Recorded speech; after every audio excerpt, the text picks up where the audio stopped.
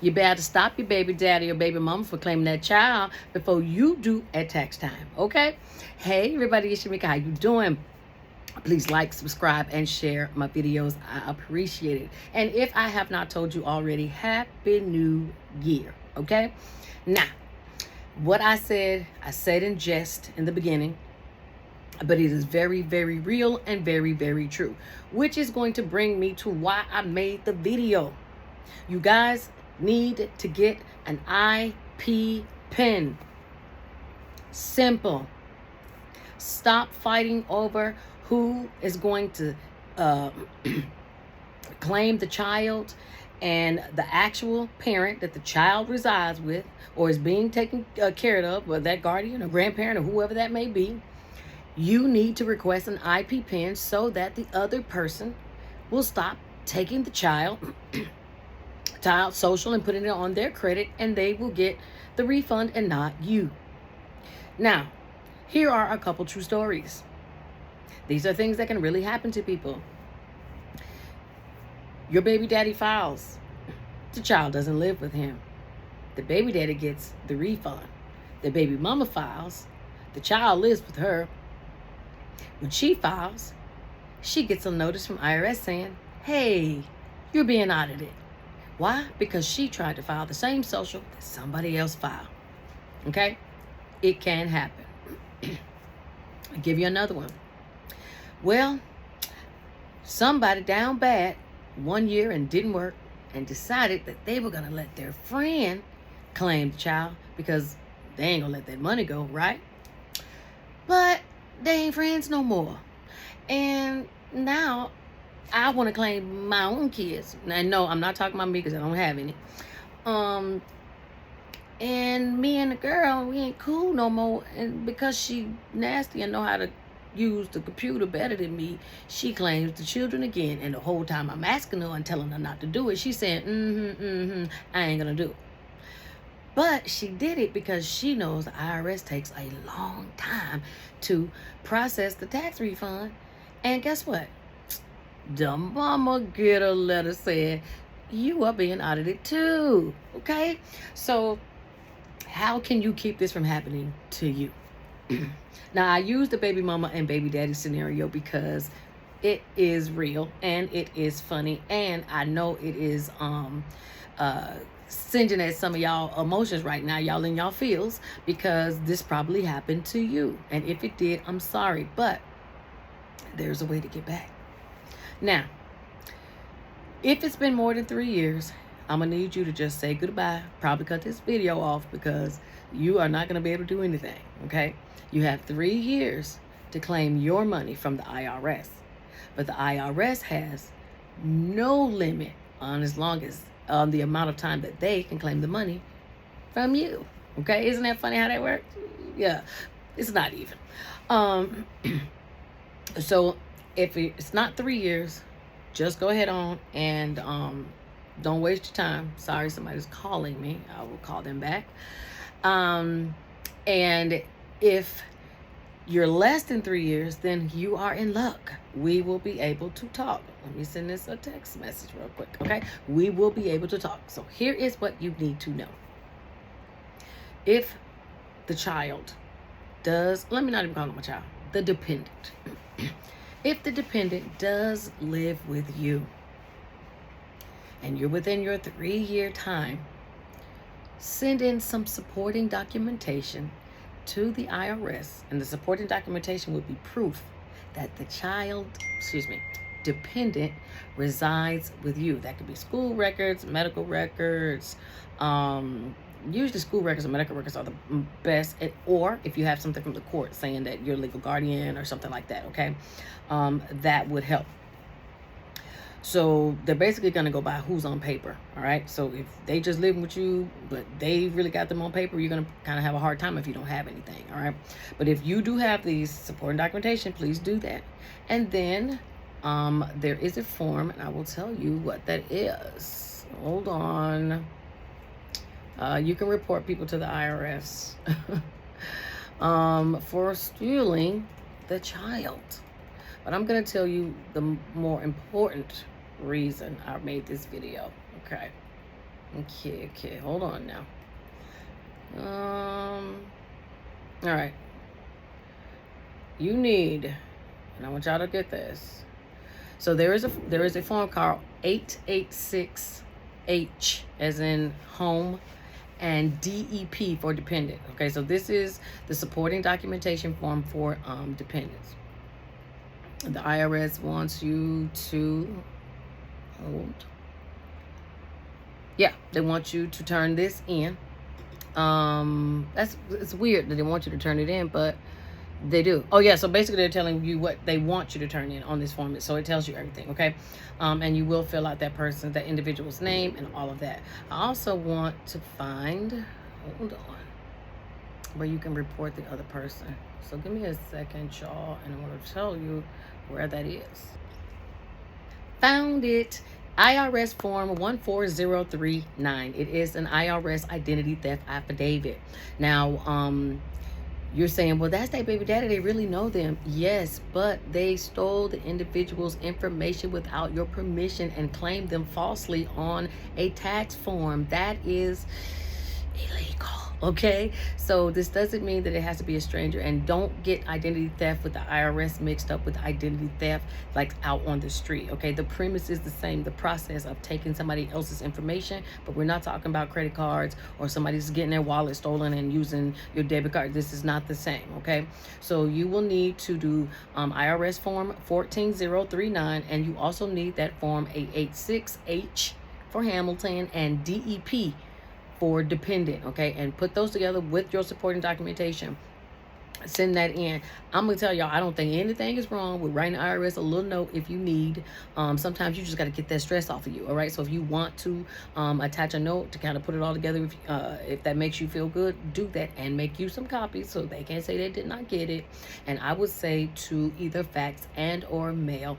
The IRS gets tons and tons and tons of duplicates, I am sure, of people faxing and mailing, trying to make sure that they're being efficient, which I get, but they have millions of people to process. So I'm sure that can be redundant and aggravating, and it will slow your case up, because every time the IRS receives something new, even if you sent the same thing twice, they have to go through the process of processing it all over again. So it actually hurts you. So choose which one you want, fax and or mail, okay?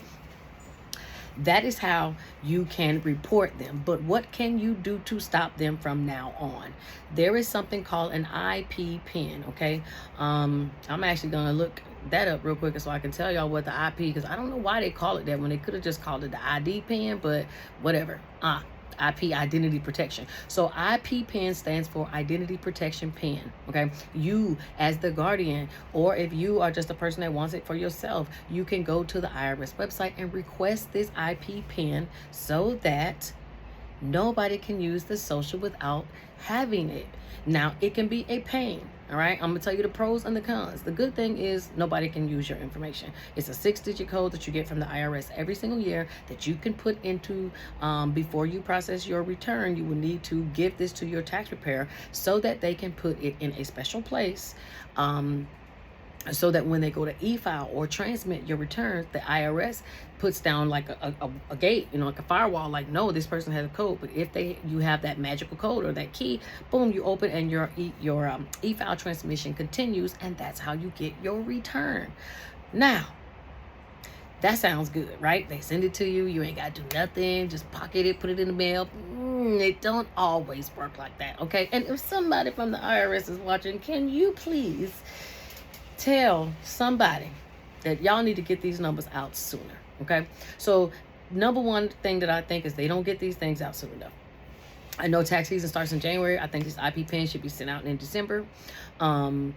If that is so, then you guys also need to know that if your address is not correct, it is going to go to wherever you gave them, which is going to be on file. So how the IRS works is whatever you transmitted to them last, meaning if you e-file, which is the best way to update your address, guys. You do not always have to fill out that change of address form. If you want to update your address, the best time to do it is when you file your taxes. Okay, so this is how they're going to have that address on file for upcoming periods. All right. You can send in a change of address form if you choose. That is another method. But you need to make sure the address is correct, because if it's last year and you done moved, your IP pin is just going to be sitting out there. Somebody going to be having your information and can't do nothing with it, all right? And believe me, people are going to definitely try to see what they can do with it, all right? Numbers mean numbers to them. So can you go and request it online? I don't think I've seen it. No, you cannot. All you can do is request to get an IP pin online, but if you forget it, you cannot go online and get you one instantly. Nothing about the IRS is instant other than the e-file transmission, okay? So if you're going to do this, you need to commit to making sure you have a good address, because it is going to come to you annually. I wish it was at the end of the year versus at the beginning of the year, but hey, because people move, all right? The next thing. What's the next thing? That was a whole bunch of things in one comment. They just, it is a little bit of a pain, I won't lie. But another thing, and I guess this can be a good thing, but it's also a bad thing. The IRS allows you to use the IP pin for 2 years in a row. So say you get an IP pin in 2021 and you have not gotten it yet for 2022 tax season, which is starting today, right? Or in a couple days. You could use this old one because they allow you to use it for 2 years in a row, which I think is that's a pro, right? It makes it a little bit more convenient because, you know, hey, you may have it stored in your phone. And if you don't, when you get numbers like this, guys, this is the time to take a picture of that letter, save it as your favorites in your photos, and I'm just anal like this. I will put it in my phone as a contact IP pin so that I can get to it. And when you get a new one, you update it, all right? Don't just put it in your notes, because notes get deleted. Pictures don't. Why? Because they get all lost in the sauce, which is why you heart it, or if you have an iPhone, and make it a favorite so that you can always find it. All the important documents should always be in your favorites. Your driver's license, your social security card, your passport. Those things will be good to have, because in the event your purse is stolen, you now have hard copies that you can use. And if you guys have done anything online, y'all know people will take online forms of driver's license, online social security cards, online passports. So you could still maneuver until you get to your originals. Bam, I just gave you another gem. Now, another reason why it's bad for that same thing is because why would they give you the access to use the thing 2 times and then they send you a new one? And I've seen it where the thing don't know which one to take. And then we got to find out what. Okay? So, but it also, to me, can leave you at risk. What if you just broke up with somebody and you left your pen and they know that you could use it 2 years in a row? They know all your information because y'all been together for a long time. But you got the new pen because you updated your address because you listened to your girl. But he got the old one. I mean, just say like, yeah, the old one, because the old one came from the year before. So now, who is going to be able to file first? Should it be both of them? According to the IRS, yes. So that's a con, all right? So you're going to have to keep up with your documents. So after you take that picture, shred it, all right? So that you don't got to have that situation I just gave y'all. So this is what you can do for your child, but you can also do it for you. So if you guys are interested, you can go right to the IRS website and get you an IP pin. It is important. Now, let me give you the flip side. Not everybody is nice and not everybody has the best intentions. So again, I'll give you an example of somebody who has bad intentions. A bitter baby mama who's upset and it's like, you know what? I know the child information because I had them. I'm finna request an IP pin just so now when my baby daddy tries to file taxes, he can't. And the pen is going to come to me because he don't listen to Shamika Saves and he don't know nothing about this. And now I just done messed him up until he give me my child support. Does it happen? And do people think that way? You know they do. Okay? So if somebody wanted to do it like that, they could. There are other ways. I mean, it doesn't have to be a baby mama, baby daddy, but, you know, for giggles, that's what I chose to use. But this can be used in a bad way as well, okay?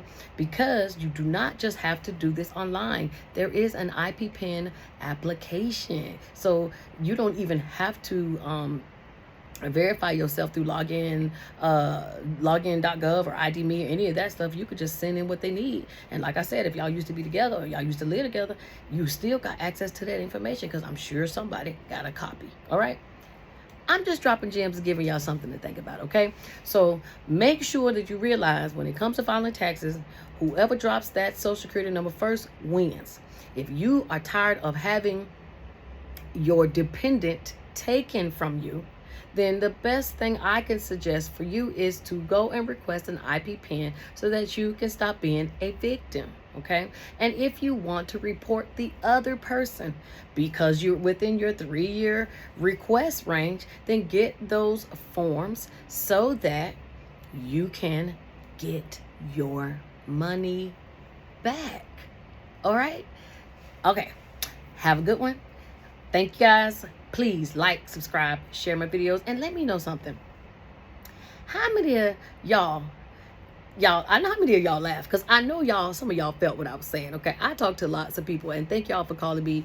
Thank y'all for booking the consultations. Thank y'all for let's go over credit repair. But y'all stories are crazy. So thank you for the content. But I know some of y'all was cracking up because y'all know some people like that. But if you do, put that down below because I need to laugh all over again. All right, y'all have a good one. I'll talk to you guys soon. Bye.